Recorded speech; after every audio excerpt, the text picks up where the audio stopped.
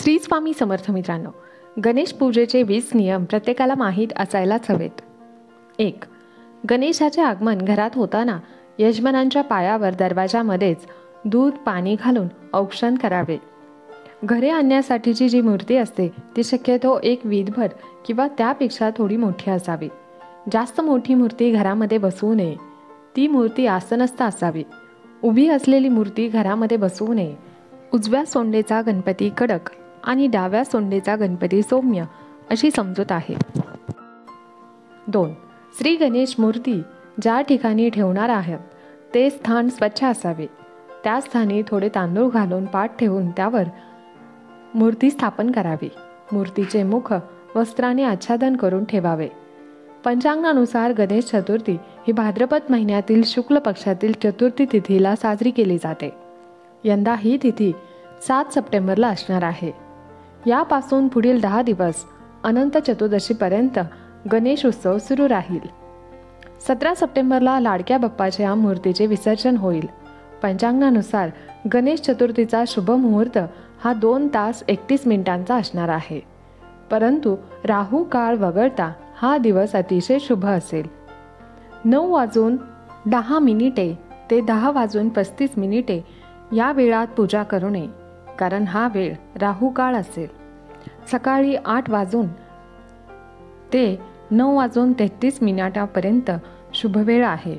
दुपारी 12:38 पासून 2:11 चल आणि सामान्य काळ राहील. गणेश मूर्तीची प्रतिष्ठापना करून पूजा अर्चना करावी. त्यावेळी ही प्रार्थना करावी, हे विधात्या देवनायका गणपती, तू प्रसन्न होऊन माझे सर्व कार्य सिद्धीस जावो, तसेच सर्व विघ्न नष्ट होवोत हा मंत्र म्हणावा. मूर्ती पूजेच्या दिवशी ज्या जागी ठेवायचे आहे, पूजेच्या दिवशी प्रातकाळी स्नान करून शुचिव्रत व्हावे. कपाली तिलक धारण करावे. मुंज झालेली असल्यास यज्ञपावीत धारण करून राहावे. 4. घराच्या देवतांची पूजा करून घ्यावी. शक्यतो त्याशिवाय इतर पूजाविधी करू नयेत. पूजा घराच्या पुरुष मंडळींनीच करावी. महिला वर्गावर हा भार टाकू नये. 5. आता मूर्तीवर आच्छादन केलेले वस्त्र काढून ठेवावे. शक्यतो मूर्तीच्या उजव्या बाजूला समय, निरंजन, उदबत्ती, कापूर आधीच योजना करावी. पूजा करताना आपले मुख पूर्वेकडे राहील अशी योजना असावी. म्हणजे देव आपल्यासमोर पूर्वेला पश्चिमेकडे म्हणजे आपल्याकडे तोंड करून ठेवावेत. जमत नसेल तर उलटे केले तरीही चालते. शक्यतो दक्षिण उत्तर ही दिशा नसावी. दिवे आदल्या दिवशी स्वच्छ घासून पुसून ठेवावेत.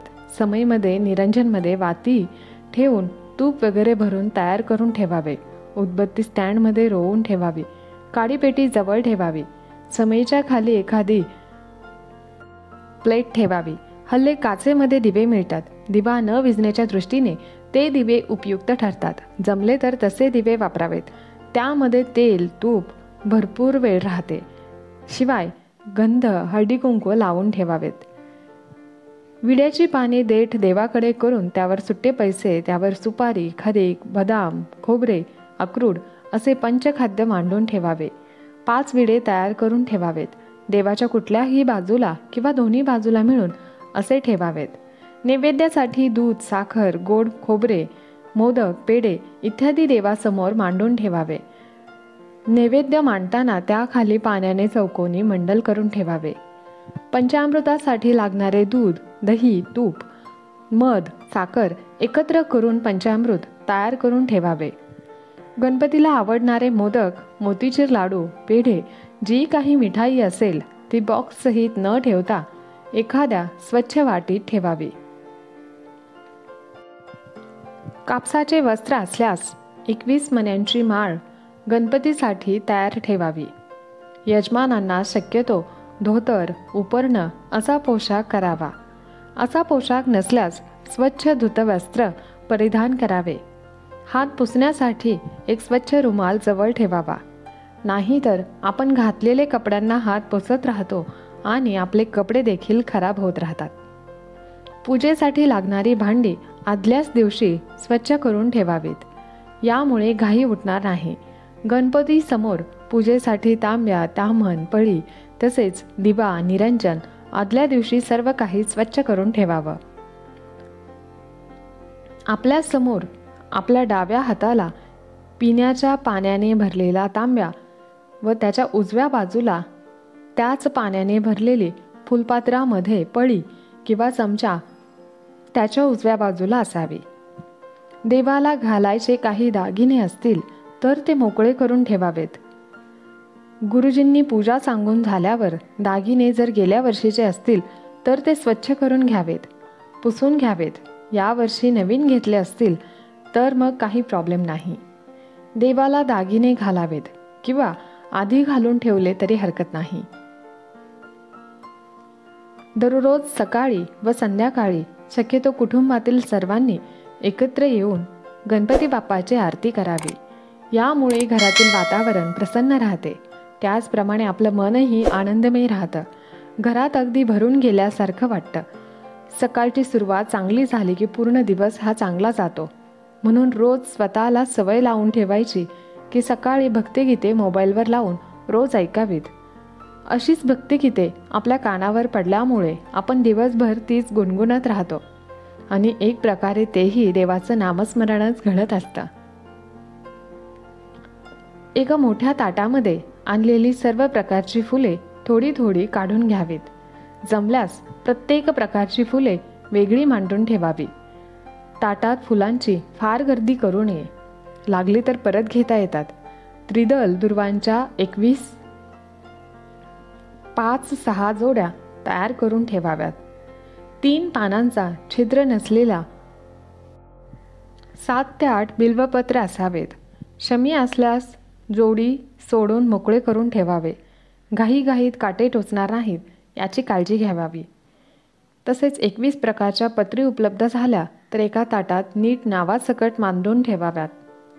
हळद, कुंकू, गुलाल, शेंदूर, बुक्का, केशर, अष्टगंध पावडर हे छोट्या वाटीत अथवा द्रोणमध्ये मोजकेच काढून ठेवावे. ही सगळी तयारी आपल्या उजव्या बाजूला असावी. फुलांचे ताटही उजव्या बाजूलाच असावे. पूजा सुरू झाली की कुणा नातेवाईकांना फुलपात्रामध्ये थोडंसं गरम पाणी आणून देण्यास सूचना करावी. सगळ्यात महत्त्वाची सूचना, पूजा करताना अतिशय श्रद्धेने सावध चित्त होऊन पूजा करावी. पूजा व्यतिरिक्त इतर ठिकाणी लक्ष देऊ नये. पूजा करताना भ्रमणध्वनी म्हणजेच मोबाईलचा अडथळा असू नये.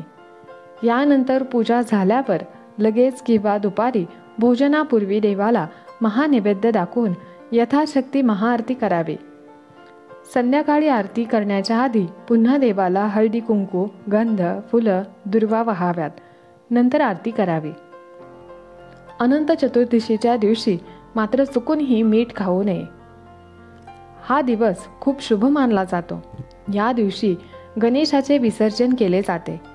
प्रत्येक वर्षी भाद्रपद महिन्याच्या शुक्ल पक्षातील चतुर्दशी तिथीला साजरा केला जातो. या दिवशी उपवास करून भगवान विष्णूंची पूजा केली जाते. या दिवशी गणपती बाप्पाचे विसर्जनही केले जाते. हे विसर्जन केले जात असल्याने अनंत चतुर्दशीचे महत्त्व आणखीनच वाढते. या दिवशी मीठ खाणे वर्जित मानले आहे. जे लोक उपवास करतात त्यांनी तर मीठ खाऊच नये. मात्र जे उपवास करत नाहीत त्यांनीही मीठ खाऊ नये. यामुळे संपूर्ण परिवारावर नकारात्मक शक्तीचा प्रभाव पडतो. विसर्जनापर्यंतच्या काळामध्ये सकाळ संध्याकाळ अशाच प्रकारे पूजा करावी. आदल्या दिवशी फुले काढून मूर्ती कापडाने हळूवार स्वच्छ करावी व नंतर नवीन हार वगैरे घालावेत व पूजेसाठी वापरलेले सगळे निर्माल्य व्यवस्थित ठेवावेत व विसर्जनाच्या दिवशी पाण्यात सोडून द्यावेत. हा माहितीपूर्ण व्हिडिओ तुम्हाला आवडला असेल तर व्हिडिओला एक लाईक नक्की करा व जास्तीत जास्त शेअर करा. धन्यवाद. श्री स्वामी समर्थ. जय जय स्वामी समर्थ.